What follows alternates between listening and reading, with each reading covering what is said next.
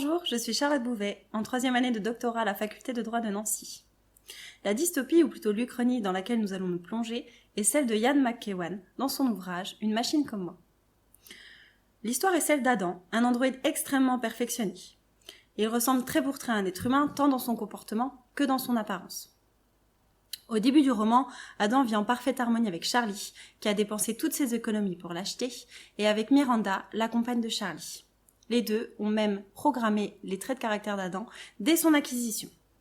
Cette harmonie perdure jusqu'à ce qu'Adam apprenne à connaître l'humain, sa duplicité, son imperfection, et dont les choix ne sont pas toujours guidés par des valeurs morales. Une machine comme moi, c'est une Angleterre des années 80 en proie à de graves problèmes économiques et sociaux et où des androïdes se suicident, incapables de supporter leurs conditions et le face-à-face avec leur imparfait créateur.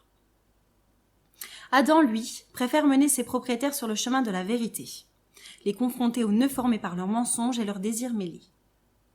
Il les pousse dans leur retranchement et en conséquence, les relations entre l'androïde et les humains se détériorent au fil des pages et un climat de défiance s'installe entre eux, allant jusqu'à une issue tragique pour Adam. Car pour fuir leur vérité et conserver les apparences, Charlie et Miranda décident de le désactiver à coups de marteau. Mais Charlie se convainc. Ce n'était pas un meurtre, il ne s'agissait pas d'un cadavre. L'auteur nous amène donc à penser que Charlie, par ce bref sentiment de culpabilité, considérait en dépit des apparences Adam comme un être humain. Ce qui se dessine en creux tout au long du roman, c'est la relation de l'homme à la machine comme nous. C'est la découverte de soi dans l'autre, c'est une rencontre. C'est aussi le récit de la sociabilisation d'Adam. Au travers de la perception que les personnages ont de l'androïde et de notre propre perception de son évolution, c'est bien la définition de ce qu'est un homme, au sens d'être humain, qui se pose. Ce que sont dans une machine comme moi des androïdes doués de sentiments et d'une certaine forme de sensibilité, et pour qui l'absence de statut juridique interroge lorsque leurs propriétaires décident de leur destruction.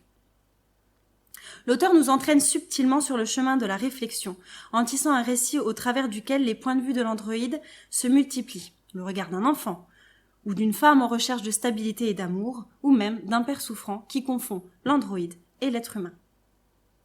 Cette évolution centrale du marché de la bioéconomie et de l'intelligence artificielle amène le juriste à remettre en cause la dichotomie entre bien et personne. Dans cet univers dystopique, peuplé de machines comme nous, les limites de cette summa divisio semblent être atteintes. Les androïdes vivent au quotidien avec les êtres humains. Ils sont leurs amis, leurs proches, leurs enfants ou même leurs amants. Il devient alors impensable de ne pas accorder un statut à part et donc de faire tomber les notions juridiques fondamentales pour en créer de nouvelles qui seraient accompagnées de régimes juridiques distincts. À l'heure où les nouvelles technologies sont en pleine expansion, la question du statut juridique de l'androïde est sur toutes les lèvres, sans qu'il y ait de réelles avancées. L'étude sous un angle juridique du roman de Ian McEwan offre une merveilleuse occasion d'aborder sous un angle prospectif la question du statut juridique des intelligences artificielles.